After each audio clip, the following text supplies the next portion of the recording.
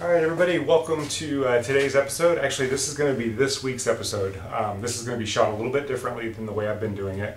I can only shoot videos in increments of 10 minutes to be able to upload it to the computer through the website that we use. So every 10 minutes I'm going to stop this and we'll continue on. I don't know how long the ultimate video will be.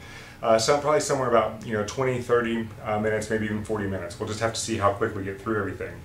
I'd like to welcome all the new members and again remind you that what we're doing is we're creating a free resource here for people to look up health issues that they might have or different goals or things they're trying to achieve in their life. And if you go up to the top right hand corner of this blog, there's a search bar. If you punch in the subject you're looking for and the information has been covered through a video, then it'll pull up those videos. If you put something in and there's no video, then leave me a comment and I'd be glad to set something up and put a video up for you.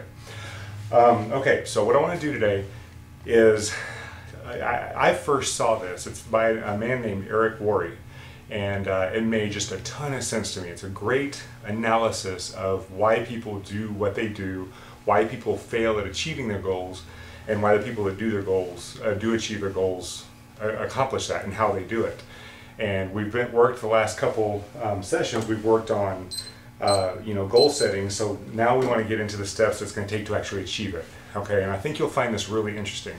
So what I want you to do is get an 8 by 10 sheet of paper, okay, and I want you to write everything that I'm writing on this board. And as I do this, this is going to give you a roadmap that explains exactly how to succeed at your goals, why you may not succeed at your goals, and what to do about it if you're having that problem.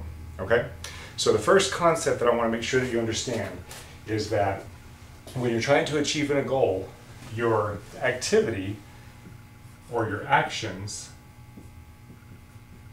will get you certain results. And the collection of those results is what leads to our lifestyle.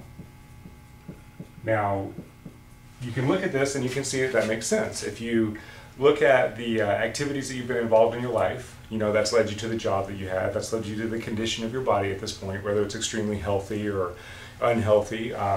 It's led you to the lifestyle that you live. So it's basically your actions that create the results in your life, and the collection of those results are what gives you the lifestyle that you're looking for. Okay?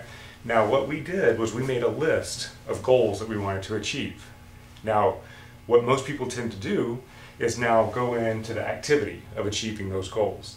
Now when I'm doing this video, the example that I'm going to use is an example of making more money, starting your own home business. And the reason I'm going to use that is because it's pretty clear cut and it gives you a measurable result, the income. So that's the example, but you can use this for anything in life. Relationships, losing weight, getting stronger, increased fitness, different things like that. Okay? So you set a goal and you begin the activity. The activity is designed to give you the results, which eventually will give you the lifestyle that you want. Now, this is a good strategy, but the problem with this is that whenever you take on a new activity, in order to beat your old programming and in order to actually follow through on that activity, it takes willpower. Most of us have enough willpower to get into something and to do it in the beginning when we're excited about it.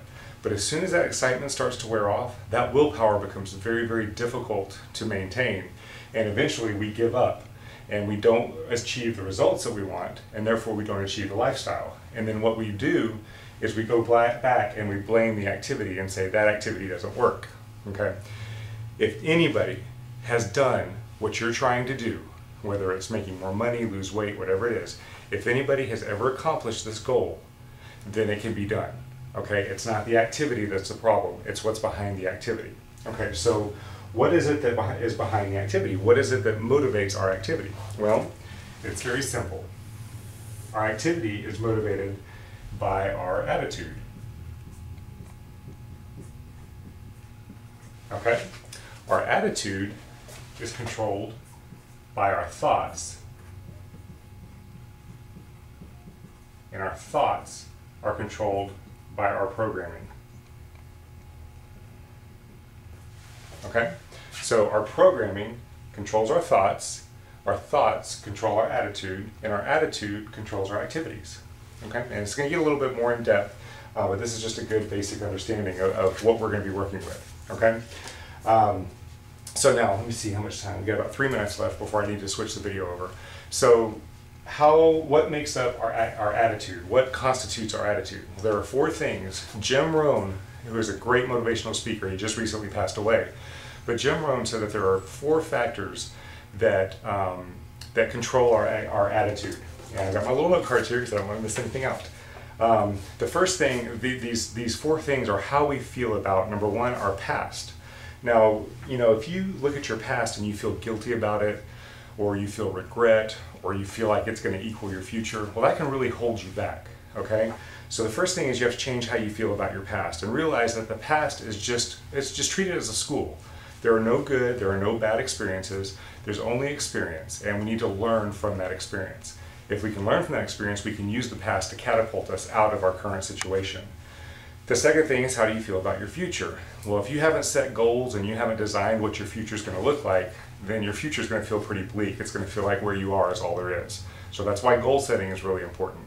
It's another thing that controls your attitude. How do you feel about yourself, or how do you feel about other people? You know, do you think people in general are kind or giving? They care about you, they care about themselves and other people?